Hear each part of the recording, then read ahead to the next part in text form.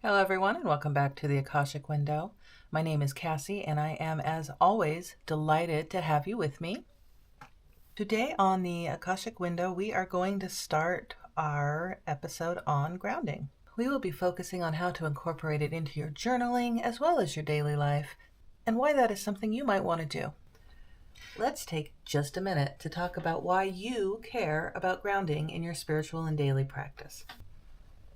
First of all, what is grounding? Grounding is the practice of connecting yourself to the present moment and the physical world. You can use it to stabilize emotions, reduce stress, or just to gain some focus. It can help create a sense of calm and balance. It can help you feel connected. Grounding can take many forms, including physical connection, like touching the earth, walking barefoot on the ground, or holding an object like a stone. It can take the form of sensory awareness, like focusing on smells or textures or sights. And it can take the form of mindfulness techniques, like using breathwork, visualization, or body awareness. Grounding matters in your spiritual practice for a number of reasons. First of all, it strengthens your connection to the present moment. It will keep you rooted in reality while navigating spiritual explorations and prevents emotional or mental overwhelm. Grounding helps you balance your energy. It helps you release excess energy or negative emotions, or maintain an even flow within your body and your spirit. Grounding can also help you draw in energy when you're feeling depleted. Grounding can get you into the right space mentally and emotionally so that you can listen to your intuition. Grounding raises your vibrations, ensures clarity when engaging with your intuitive self, and makes insights more accessible. Grounding can help protect you from burnout. It can act as a safeguard, ensuring you don't lose touch with your needs during deep work. Grounding can deepen rituals and practice, bringing mindful awareness to your rituals and enhance their impact. Grounding enhances focus and intentions. A grounded state will allow your intentions to be clear and your energy to align more effectively with your goals, which will help you manifest your best self. And finally, grounding enriches your self-reflection, causing rootedness that amplifies the depth and authenticity of your self-awareness practice. So given all of the benefits, you will certainly want to incorporate grounding into your journaling practice. We're going to be exploring the topic of grounding through the use of metaphor, and today's metaphor is going to be that of a tree. We will also be exploring this topic through the use of the 4 elements: earth, air, fire, and water. And we'll explore how each part of the tree is a different element and how you can incorporate that into your daily grounding practice. We will be using earth to represent the strong and stable roots. We will be using water to represent the trunk that brings up nourishing water into the branches and the leaves and gives life to the tree. We will be using air to represent the branches that reach high into the sky and sway into the wind. And we will be using fire to represent the leaves that soak in the sun and bring energy and life into the tree. So let's get to work building out our grounding spread in our journal. For this spread, we are going to incorporate a tree. And what I have here is a nice sturdy tree with lots of beautiful colors because I like my trees to be pretty. I'm going to start by putting some washi tape down on the bottom to give our tree something to rest on.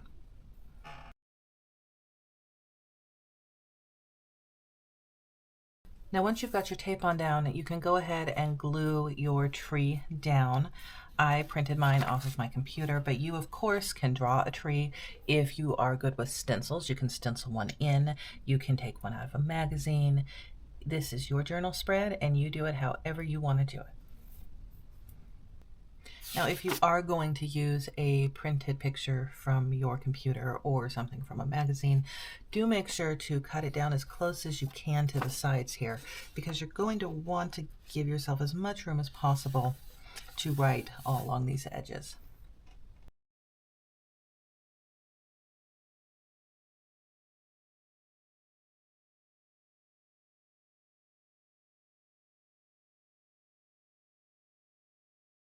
And once you have this gorgeous tree on down, you are going to be ready to add in your elements. So next, we're going to separate this tree into 4 equal sections. We will have the leaves, the branches, the trunk, and the roots. And what I did was just measured how much space I had here, divided it by 4, and then marked 4 sections so I knew where I wanted my sections to be. Now the next part, you want to be a little careful because you don't get a do-over. But I'm just going to draw 3 lines through the page to separate my sections.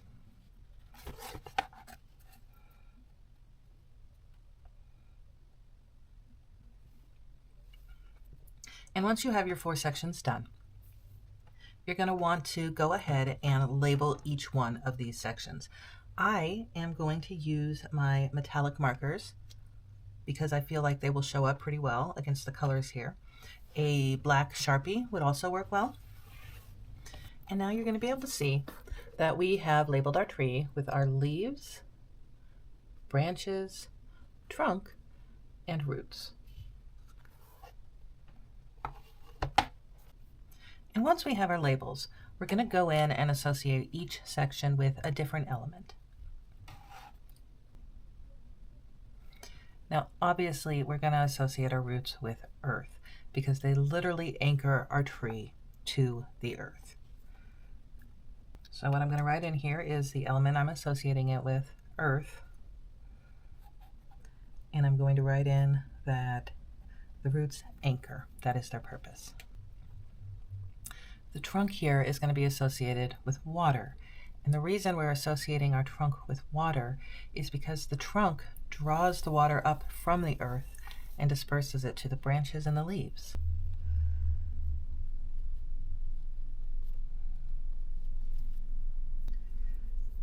The branches we're going to associate with air. And the reason we associate the branches with air is because they expand out and reach into the air and the atmosphere, and they flow with the wind. And in that way, the branches represent expansion. And that leaves fire for the leaves. And the reason we associate fire with the leaves is because the leaves are what bring in the sunlight. They turn that sunlight, that fire, into energy. And in that way, the leaves represent energy. And right now, you're probably quite validly asking yourself, what on earth does this have to do with grounding? Thank you for asking. We're going to start from the bottom to the top and go through each element, what kind of grounding best works with that element, what techniques to use, and what aids or tools you might use with that type of grounding to get the best results. So starting here at the bottom, we have the roots. The roots represent earth because the roots literally anchor the tree to the earth. Over here, we drew in the symbol for earth. Earth symbolizes stability. It symbolizes connection to the physical world. You might use earth in your groundings to reinforce stability in your own life or to increase presence, to keep yourself physically present in your own life and day to day. So that is some of the properties that you might use earth for. Okay, so how would you do that? Well, you would do that through the use of techniques. And the techniques I would recommend using to connect with the roots of your tree here, to connect with the earth energy, would be to use the tree root visualization, which is very well known. This is the visualization where you either sit or stand and you visualize strong, strong roots reaching deep into the ground. If you're standing, you can envision these roots coming in from your feet. I personally like to sit and envision the roots coming down from my root chakra into the earth and drawing energy from the earth. You can also use those roots to pull energy up from the earth. So if you are feeling depleted or like you need a boost, that is a good way to pull in some energy, to pull in some stability, and to keep yourself anchored. Another technique that you might want to use to take advantage of earth grounding is something that is literally called earthing. And that is a technique where you get your bare feet in connection with the earth, whether that's walking through the grass, walking through the sand, and you let that skin to earth contact help you get stability, help you get centered, help you make the most of the earth-based grounding. It is a very popular technique and it works pretty well. So what kind of tools might you use to aid in an earth-based grounding? Well, the most obvious answer is that you use earth. So you might use stones like hematite. You might just hold on to them or put them in your pocket while you meditate or engage in some of these techniques. You might even wear those stones. This is dragon vein agate. It's very good for grounding and it's associated with the earth. And it is a powerful tool for keeping you stable, keeping your feet on the ground, so to speak, keeping your head out of the clouds. So that is something you can use. You can also build in salt into your rituals and just use plain pink sea salt. You can make a circle with it. If you are a practitioner of witchcraft, you can use it in spells. If you want to incorporate water into it and maybe do some grounding that incorporates both water and earth, you can use it to make salt water. So these are some tools that you can incorporate to make the most of your earth-based grounding. So moving on to the trunk. The trunk represents water. And the reason the trunk represents water is because the trunk is where we see the flow in this tree. Water flows from the roots into the branches and the leaves. Energy flows back down through the tree and through the roots. So water symbolizes flow. It symbolizes cleansing. You might use a water-based grounding to cleanse an emotional state or cleanse an energy state that just doesn't feel good for you. Techniques you might use to take advantage of a water-based grounding include literally just working near a body of water. I know a lot of people feel pulled to water features, to lakes, to rivers, to streams, to the ocean. And that's because water carries with it this beautiful ability to cleanse you of negativity, to raise your vibrations. And being around these water features, these large bodies of water, really up your frequency, for lack of a better way to put it. It increases your vibration. It makes you feel good. So doing any of these grounding exercises near a body of water is going to make you feel good. Other techniques to use to do a water-based grounding include using water to wash away your negativity. And you might do that by getting into a pool or a lake and dunking beneath the water and imagining the negativity washing away. You can do this in the morning in your shower. Just imagine the water hitting your head, and as it flows down you and through you, it carries all that nastiness, all that heaviness away and just washes it down the drain. It is a really great visualization. It is a beautiful grounding and a really awesome way to start your day. Other water-based groundings include being mindful when drinking water. We're taking the time to experience the feeling of touching water, be that washing your hands or maybe holding a piece of ice. So just really taking the time to connect with the water. Tools you can use to help you in a water-based grounding situation include water. This should come as no surprise. Literally just a glass, a vessel, a jar of water, whatever you choose, you can bring it into your space, and that by itself will bring some of the energy with it. You can use symbols of the ocean, of water, like shells. You can use blue stones and carry them with you, keep them in your pocket or wear them as jewelry, such as apatite here, and keep it close to you so that you can have some of that water energy with you wherever you are and use it if you need to cleanse or to reset. So that is water and water-based groundings. So the next part of this tree is going to be the branches. The branches are the part of the tree that reach up into the atmosphere and touch the wind. They are the part of the tree that represent the idea of air, and they also represent this idea of expansion. They are expanding into the air as the tree grows and becomes a bigger, stronger version of itself. Let's talk about air and how it might play into your grounding practice. So, air symbolizes breath, it symbolizes awareness of your surroundings and mindfulness, and it symbolizes movement.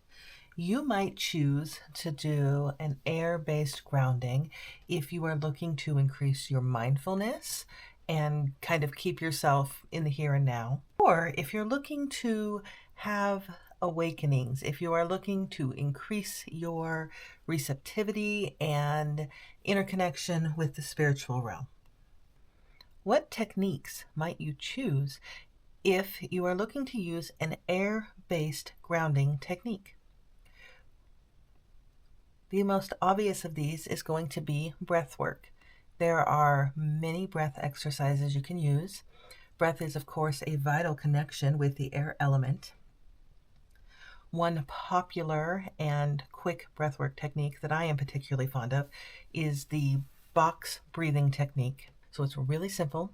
You just take a deep breath for a count of 4, hold it for a count of 4, release for a count of 4, and then wait for a count of 4 before you breathe again. And you repeat this cycle as many times as you need to. You will immediately start to feel calmer. You will feel more grounded. It is great for tempering anxiety. It is also great for keeping you in the here and now. Other techniques that you might try is aromatherapy. Aromas, of course, coming through the air are naturally attached to the air element. Air is also a great element for expansion. The air element was very good at helping you bring in your intuition and helping you expand into those higher realms. What tools might you use for an air-based grounding technique? Well, you want to use tools associated with air, which means you might try some incense. This one is lavender. Lavender is especially good at helping you connect with your intuitive side. You might try things that represent air, such as a feather. You might also try certain stones that are associated with the air element, including amethyst, which is especially good at helping you get to your intuition. You can, of course, always wear your air elements. So if you want, you can try that amethyst in the form of a bracelet. This is one that I am particularly partial to, and it is especially good at keeping you grounded while helping you bridge that connection between your earthbound self and your higher self. And of course, after you get done with the branches, the last stop on the way to the top of our tree here is the leaves. The leaves represent the fire element. The leaves are the part of the tree that collects energy from the sun and brings it back down through the vascular system into the rest of the tree. And because of these leaves' connection to the warmth and to energy and to the sun, they are a natural connection to our fire element. So what do we use this fire element for? Well, fire symbolizes transformation. It symbolizes vitality. You might use this fire element in your grounding practice to increase or raise your energy or your vibration level. And it is also an excellent element if you are looking for personal empowerment or growth. So what techniques might you use the fire element for in your grounding practice? The most obvious technique, of course, is the practice of candle gazing, which is exactly what it sounds like. It's just taking a few minutes to still your breath and get into a quiet space, and then staring into the flame of a candle while you breathe into a deep meditation and see what insights come for you. You can do this in a standard meditation, or you can do it in a guided meditation. Either one should get results that are interesting and profound for you. Other techniques that you might consider in trying to integrate fire into your grounding practice includes yoga or other forms of gentle movement. Yoga, especially the sun salutation, invites in the energy of fire and helps lift your vibration and move you to a higher state of awareness. Or if you're just looking to uplift your energy, you might consider something as simple as taking some time to sit out in the sun to soak up that fire energy from the rays of our bright star and to reflect on the awareness and all of the blessings that come from basking in the warmth of the fire and the sun. You can also do the same kind of exercise near a fire. The fire sign is, of course, very good for empowerment. And while sunbathing or candle gazing, this is a really great time to reflect on your own personal empowerment, work on raising your vibration, and otherwise bringing yourself into alignment with this particular element. Tools that you might consider using when working on a fire-based grounding include naturally candles or other fire-based tools, right? It would also include certain stones, including citrine or red and orange stones, like red jasper, as it will raise your vibration and will bring you in alignment with your core, with your creativity, and with your truer self.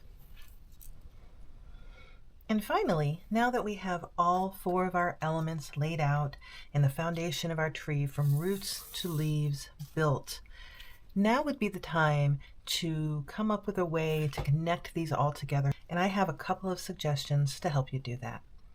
The first is a roots to leaves meditation, the purpose of which is to really feel your way into all 4 of these elements and how they all work together to form a cohesive whole. The second method that you might consider to pull all of these together is a root to leaves tarot or oracle card pull. Both the meditation and the card pull will be in the comments for you to reference. And if you're interested in seeing the card pull, let me know and we can walk through that together. And that marks the end of episode 2 of the Awakening Your Inner Compass series. Thank you for joining us for this episode on grounding and developing a stronger connection with yourself. Episode 3 is going to be focusing on symbols and their meanings and how that might show up for you in your day-to-day life. That episode will be foundational for the following episode, which will be the episode on signs and how the universe is communicating with you. Until then, trust your intuition, embrace your creativity, and keep shining your light. We'll see you next time.